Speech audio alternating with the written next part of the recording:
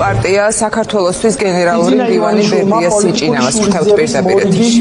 სამარცხვინო აქტი განახორციელა გიორგი გახარიასა და ჩვენი პოლიტიკური გუნდის მისამართით, როდესაც მიუნხენის უსაფრთხოების კონფერენციიდან დაბრუნებულ გიორგი გახარიას და ჩვენს თანაგუნდელ ელგუჯა ხოკრიშვილს თბილისის საერთაშორისო აეროპორტში წინასწარ მომზადებული პარტიული ზონდერ ჯგუფები დაახვედრა, რომლის აგრესიასაც აბსოლუტური უმოქმედობით ხელს უწყობდა ადგილზე მყოფი ივანიშვილის და ოცნების პერსონალურ მსახურად გადაქცეული პოლიცია.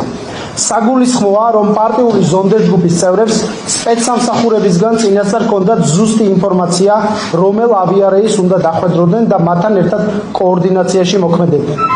ზუსტად იცის ივანიშვილმა, რომ გიორგი გახარია პერსონალურად მას არ აპატიებს საქართველოს ღალატს და სწორედ ამიტომაა მასზე ასე გადამტერებული.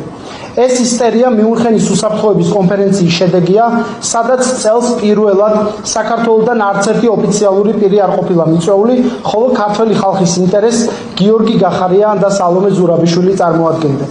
გახარიას ჰქონდა მნიშვნელოვანი შეხვედრები ევროკავშირის წევრი სახელმწიფოების საგარეო საქმეთა მინისტრებთან, ამერიკის შეერთებული შტატებისა და ევროპის სხვადასხვა ორგანიზაციების წარმომადგენლებთან, მთავარი გზავნილები უკანონო პატიმრების დროულ გათავისუფლებას, ახალი არჩევნების დანიშნვის აუცილებლობას შეცვლილ გარემოში და ოკუპირებულ აფხაზეთში ეგრეთ წოდებული არჩევნების არაღიარებას შეეხებოდა.